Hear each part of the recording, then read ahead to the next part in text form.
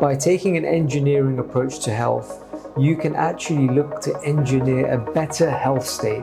Healthcare at the moment is not about improving health, it's about maintaining health.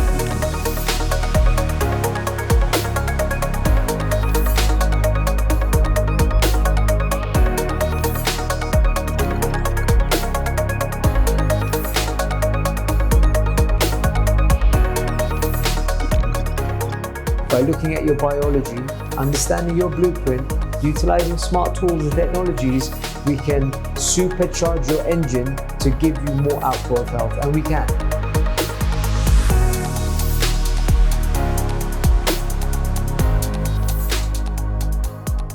So Dr. Enayat, why don't you tell me a little bit about your journey to creating Human? I guess it started, I'm a medical doctor, I'm a trained, UK trained GP. And I think it started with just feeling under-equipped to be able to treat people's symptoms with the tools that we had in traditional medicine, drugs and surgery, and or turning people away without an explanation for their symptoms. You know, digestive symptoms that came undiscovered. We would have the traditional tests that we'd look at, blood work or then putting a camera, etc., etc. But many patients would be like, oh, look, actually you don't fit the boxes or the code boxes, let's just say, with the symptoms you're presenting. So I think that was always a problem for me. I was always curious, and I just started to study around the world and look at alternative approaches. And I came across the world of functional medicine, or the role of diet and detoxification to health, coming out of wellness medicine, coming out of Germany and Austria. Studied functional medicine in America. I studied a lot about stem cells since 2007, since doing a BSc in them. I think everything combined led to, just bit more information and accumulated information about the various approaches to the human body. And I started to practice this type of medicine. Then I was blown away. I was like, okay, approaching the human body with a bit more detail, with access to more tools that include simple, safe, effective things like nutrition supplements, lifestyle interventions, plus oxygen therapy and cold therapy and ozonation of your blood. I just started to say, oh, wow, now I'm a doctor that has so many more tools apart from metformin and the traditional drugs and just this constant cascade of medication I'm adding to patients. Because as a GP working in general practice, I just found that what we end up doing is just polypharmacy in the end. You start someone with one drug and then it becomes 2, then it becomes 3, then it becomes 5, then it becomes 8, and then suddenly it's difficult to manage all of the side effects from the drugs. And then we spend the last 5 years trying to come off those drugs. So Human is really about the 2 is in there. It's really about the 2.0. It's a play on, we're so used to software upgrades with our Apple phones and all the technology that we engage with now, that what this is about is upgrading the operating system of our human biology. And when that happens, when your operating system works better, what happens? You feel better. You produce a better state of energy, vitality, mood, concentration, digestion, immunity. To me, that is health. It's a state that you can absolutely engineer rather than a proxy to disease. Okay. So I guess that's sort of your definition of longevity then. My definition of health, definition of longevity is protracting that period of health for as long as possible. Yeah. And so you sort of already described a little bit about what the difference here is with a mainstream clinical setting. Why don't you just go into a little bit more detail for me about what kind of data you're collecting and how might artificial intelligence actually change that, improve it, challenge it? I think, so let's start with the data points that we're collecting. So we do deep biomarker testing. So we look at your blood, urine, sometimes stool. There's a whole suite of biomarkers that we can look at. Those bloods are, I would say, they're not available, we're not trained in those in traditional medicine. So for example, 10 years ago, we were looking at your lipids broken down, your LDL cholesterol broken down into the subfractions. not just your HDL and LDL triglycerides. We were looking at your subfractions of LDL, like your apolipoprotein B, your lipoprotein little a, your homocysteine. And we were looking at those because by knowing your exact reason for high cholesterol, we can be more specific with the intervention and better outcome and truly reduce your cardiovascular risk. Okay? Because 1 in 4 people that take the gold standard medication, statins, for cardiovascular disease, it conversely increases their cardiovascular risk because their high cholesterol is driven by a genetic predisposition from a gene called apolipoprotein E, which causes them to create lipoprotein A, which is resistant to statins. That's the power of personalized medicine, is that if we go a bit deeper, we can really understand you and your personal makeup, plus the impact of the environment that you operate within, and therefore identify your short, medium, and long-term risk with a lot more specificity. Therefore, the interventions we can prescribe are a lot more effective. So the human body has multiple important systems and processes going on at any given time. And so you could actually test for lots of stuff. So the challenging part is how to know what to test for. Having treated a few thousand patients now in this methodology, we've curated an understanding of what are the key important biomarkers to look at as a starting point. Because you've also got to be doing this in the constraint of what's possible financially for the patient. Then we look at those important, let's just say 130 biomarkers representing, let's just say 25 important systems and cellular processes. And we look at that from a wide normal range perspective, which is traditional medicine saying that you're the same as a 180 kilogram bodybuilder, for example, which you're not, right? Or your normal range of magnesium should be the same as someone that is, 65. Right? And so we look at that from a personalized range perspective. So there's 2 things that AI can help with here. Mm-hmm. One is being able to connect the dots of different systems and cellular processes as the human body operates. We know that stress has multiple effects.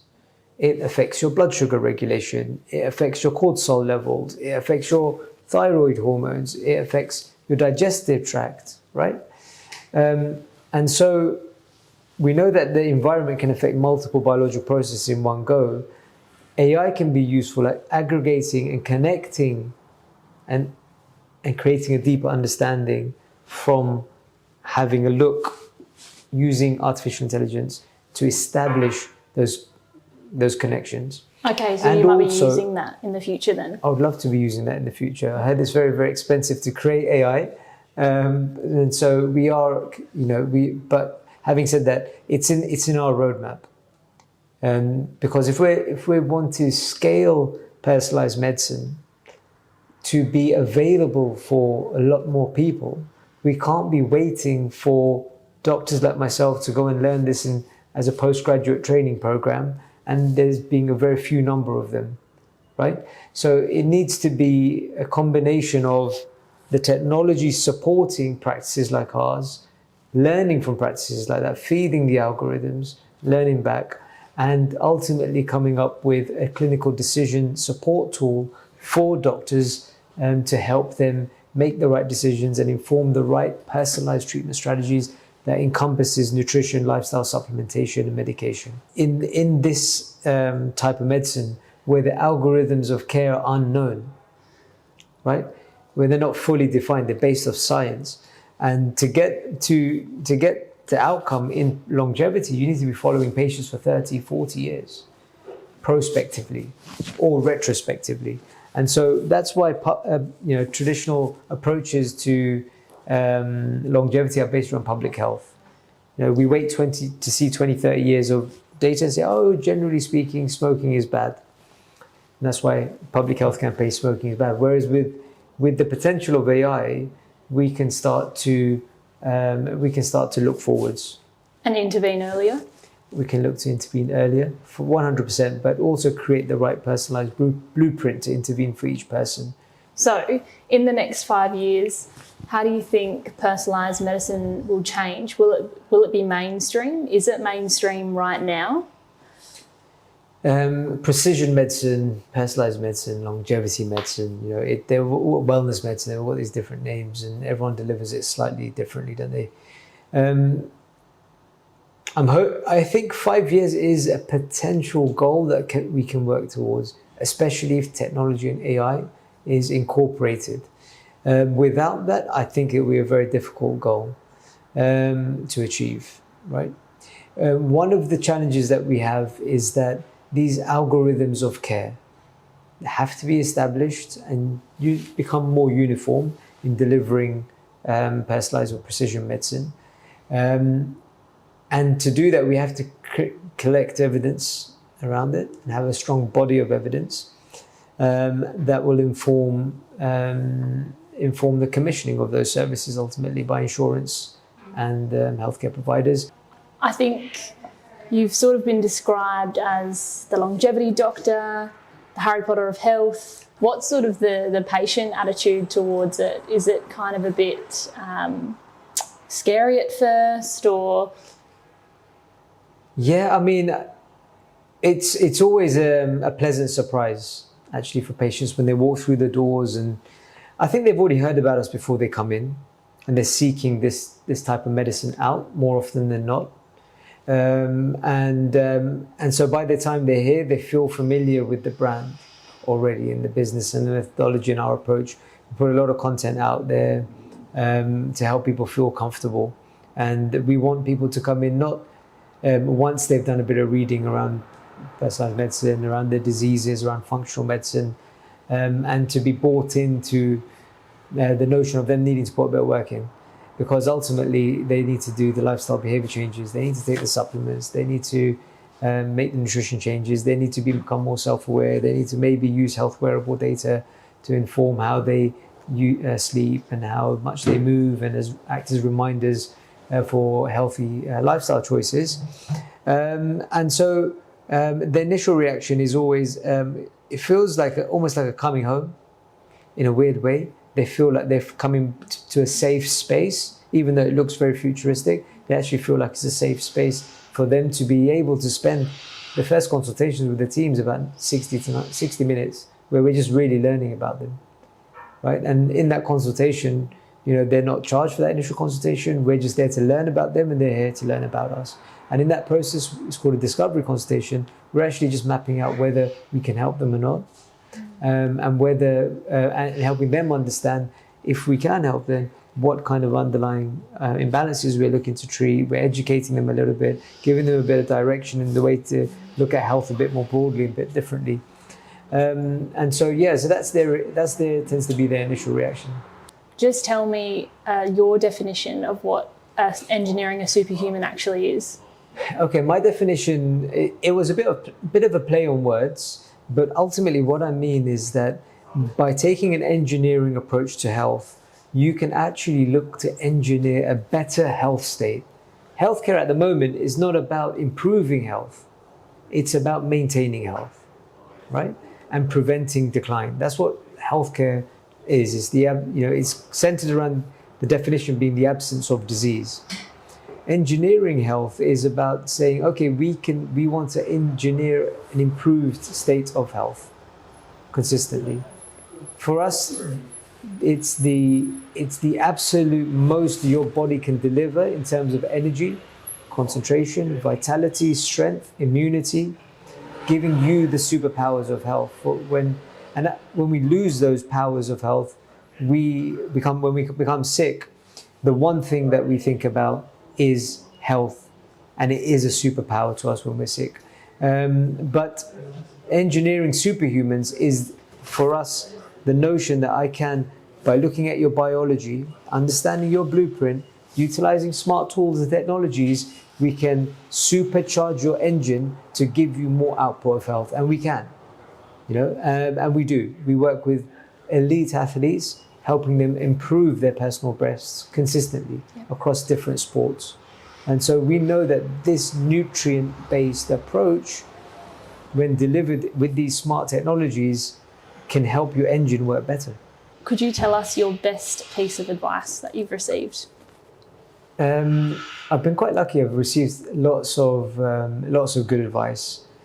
The first thing, when I answer questions, sometimes the first thing that pops into my head, and when you asked me a little bit earlier, it was a phrase that popped into my head, and it was, "Man supposes, God disposes."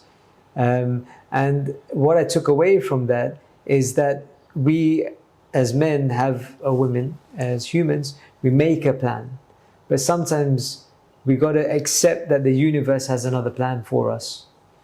And sometimes we get too attached to the plan that we make that we don't trust the process that the universe has for us. It doesn't mean that you don't try and you don't put an effort in. But I always lean on that, because creating a business like this, I had a dream. It was like, okay, I want to make this type of healthcare. I'm going to make this beautiful center, and everyone's going to write about it. Everyone's going to come. And when I first launched it, it was like pushing water uphill. And so I had to learn that everything has its right time, if at all, and detach from the outcome and start to enjoy the process of each patient that we interact with, each conversation that we have.